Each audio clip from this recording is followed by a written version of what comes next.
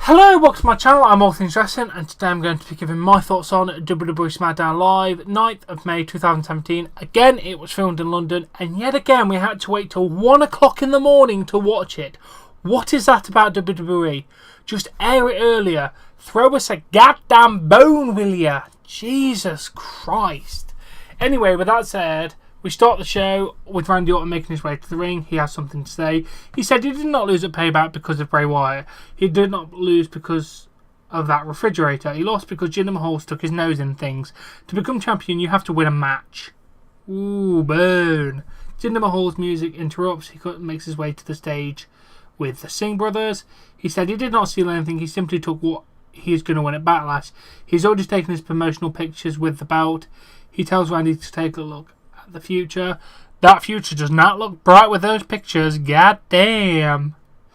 At Backlash, he'll win the title. He will take it back to his people. He will wear it proudly in the Taj Mahal. Are you allowed to wear stuff like that in the Taj Mahal? I don't know. Probably not. It's a very religious place. India will erect a statue in his likeness to honour him. Okay. You will no longer disrespect his homeland. You will no longer disrespect him. At Backlash, a new age will begin, the age of the Maharaja. Sorry if I pronounced that wrong. He will speak to his people in Punjabi. I believe he did that and it was probably alright. I can't remember if he did speak Punjabi. But if you did, good for you, mate. Good for you. Kevin Owens' music plays and the face of America makes his presence known in the United Kingdom.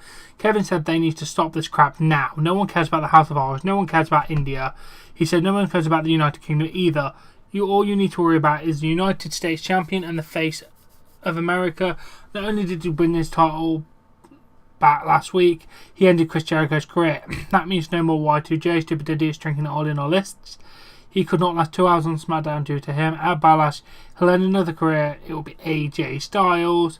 When he is done, he will not only be the US champion or the new face of America, he'll be coming after that title. He said he'll become the face of WWE. Yes, please. Kevin repeats himself because the people are not listening. He said he will repeat it in French. That was alright.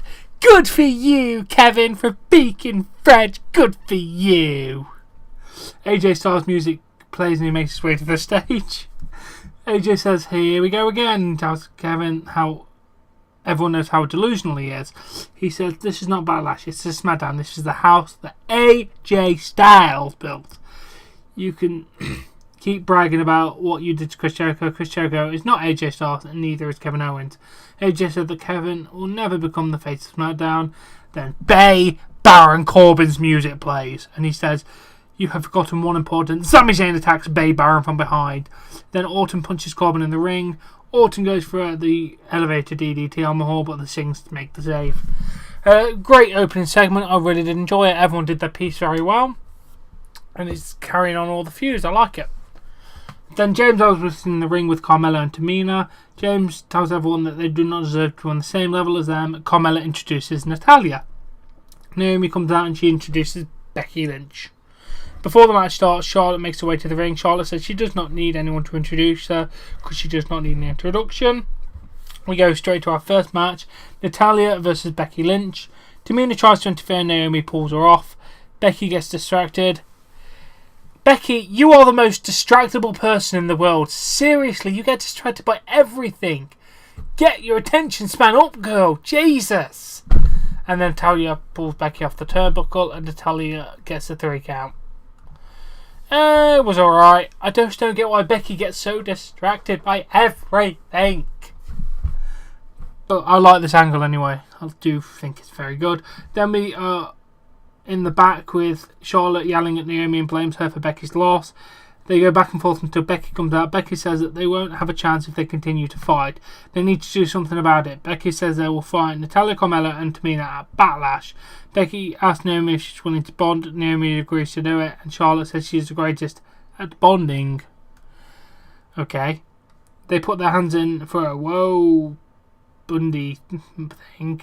Whatever that whoa chant thing, whatever you do with your hands.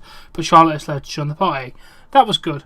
Then it's time for the best thing on SmackDown ever at the minute, the Fashion File Special London Unit. Breezango are the best thing about SmackDown right now, and I don't know how that works, but they're so goddamn funny. Tyler Breeze and Fandango in the O2 Arena. They see a police line. Tyler says that that is a real fashion for Paul. Fandango talks about being in the foggy apple. They comment on the paint and they said there's only one team who would wear that paint, the Uggos. Tyler points out that they haven't worn face paint in a month. He said so they can't be told apart. There's a ruckus in the room. Fandango tries to use the entry code for the door, but they fail. The door opens and there's the Ascension that are screaming in the room with a chain for some reason. Fandango says that Uggos will have to wait because the Ascension case is reopened. It was so damn funny. Seriously, I loved it. Come on, guys, you need the belts. Let them win, please. Then we go to match 2. Luke Harper versus Eric Rowan. Rowan says it's over and he talks to his mask. He's about to use it. Referee takes it off him. Rowan with a thumb to the eye when the referee puts the mask back on the ring post. Rowan with a spinning power slam for a 3 count. It was really good. I like the whole creepy Eric Rowan whispering into his mask, talking to him like it's real thing. That is great. Kind of the essence of Al Snow with the head back in the day. It's kind of got a feel about that, and it's really good. This looks like it's going to be a very long, nice feud, to be fair. I don't know where it's going to go, but it's going to be good nonetheless. Then Dolph Ziggler makes his way to the ring. Dolph says, "You are all hypocrites. For 8 years, he has come to this ring and did what he has to do. He has been a multiple-time champion in his headline pay-per-views. He said he is a movie star. Do you appreciate him? Do you treat him like a contagious disease? Oh, you treat him like a contagious disease. Who do you cheer for? You cheer for someone who has never had a match on SmackDown. He has never had match 1 here. The crowd chant NXT. Ziggler says that will be edited out. Oh, and it wasn't, which is funny. He said that Nakamura's music plays and you sing along. Dolph says he suffers for his art in the ring and does not call himself the artist. Dolph says that is pathetic. Mate, you called him the artist. You called him the artist. Just saying. Dolph says he is the strongest man who ever stepped in the ring.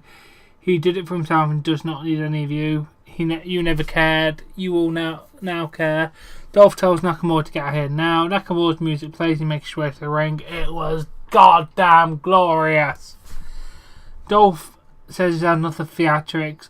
It's been over a month of you swaying to the ring. If you're going to stand toe to toe with him in the ring, it's time you either put up or Nakamura takes to the mic and tells Dolph Ziggler to shut up. You want to see what he can do? He tells Dolph to get ready because he'll show Dolph right now. Nakamura takes his jacket off. There's a referee in the ring. Ziggler takes his jacket off and Dolph said, "Nope. We will do it when he says so." He will expose Nakamura for a fraud he is at Backlash. Ziggler throws his jacket at Nakamura, and then Ziggler with a knee. Nakamura with a forearm and a knee to Ziggler. Ziggler goes to the floor. So good! So good! It's Nakamura. I am just sold anyway. Backlash is going to be great just because of that one match. Then Sami Zayn is with Randy Orton and AJ Styles. Sami wants to talk about strategy. Sami says that Randy is the Viper and Vipers strike hard, they strike fast, and they strike first. Sami says that Kevin Owens is the biggest thorn in AJ's side. He says that he will brief AJ later about Kevin. He wants to make sure that they're on the same page. Sami wants everyone to close their eyes and visualize. He can visualize the winner of the match. Sami Zayn, AJ Styles, and Randy Orton. He opens his eyes and Randy and AJ are gone. Which was pretty damn funny, to be fair. I enjoyed that. Then we have a video featuring the return of the New Day in 8-bit glory. It was great. Then we have match 3, the Ascension versus Breezango. Breeze with a forearm to Victor. Victor with a kick. Victor sends Breeze into Fandango on the apron. Then Victor punches Breeze. Fandango tags in, hits a leg drop off the turnbuckle for 3 count. Fairly good match. Good. I think the right people won. They need to push Breezango to be something, so I can't wait. Then the Usos come out after the match. Jimmy says that you got to win, but you look too excited. Jay said they won't rush the ring yet. We have Backlash in 12 days. He said you are going to get beat down, knocked down, slapped down. Jay says 12 days while Jimmy talks about things that Tyler and Fandango can do. It was good. I enjoyed it. Then we are back. Brian Kendrick says Akira Tozawa thought him last week when Tozawa attacked him. It shows that Tozawa's been listening. Tonight we'll find out who the teacher is. Then Mojo Rawley is just some kids in the back. He wants to tell them a story about the 8th wonder in the world. Mojo says he can talk about his undefeated strength of facing Hulk Hogan, but he wants to talk about a boy who was different growing up. It turned out he turned it around and motivated him to become a legend. Mojo unveils the Andre the Giant Memorial Battle Royal Trophy. That segment was weird. I mean, it's highlighting this character, but weird. Let's move straight on. Tom Phillips talks about Rusev, and we get his latest comments to Shane McMahon. He reminds everyone he demanded a title shot at Money in the Bank, or he will go home to Bulgaria. Rusev said he's not heard anything from Shane, and that's worth him being turned down. He said he'll get his answer next week when he appears on SmackDown. That's going to be good, can't wait. And then match 4, or a main event, Jinder Mahal, the Singh brothers are at ringside. Kevin Owens and Baron Corbin versus Sami Zayn, AJ Styles, Randy Orton. Orton with an elevated DDT to Owens. Orton sets up for the RKO, but the Singhs distract Orton. Mahal with a kick, Zayn with a blue thunder bomb, Corbin with a choke breaker to Zayn. Orton with an RKO to Owens, but Mahal with a Cobra Clutch slam for the 3 count. It was a fairly good main event and fairly decent episode of SmackDown. I enjoyed it. It was probably could have been better. The 205 Live was so much better, but that's because you had English people doing English things, which made it so fun. Check out my review of that. But yeah, overall decent show, building for the storyline. Backlash is going to be great. Now, as always, if you've enjoyed this episode, please give it a like, please subscribe to see more content, and I'll catch you later.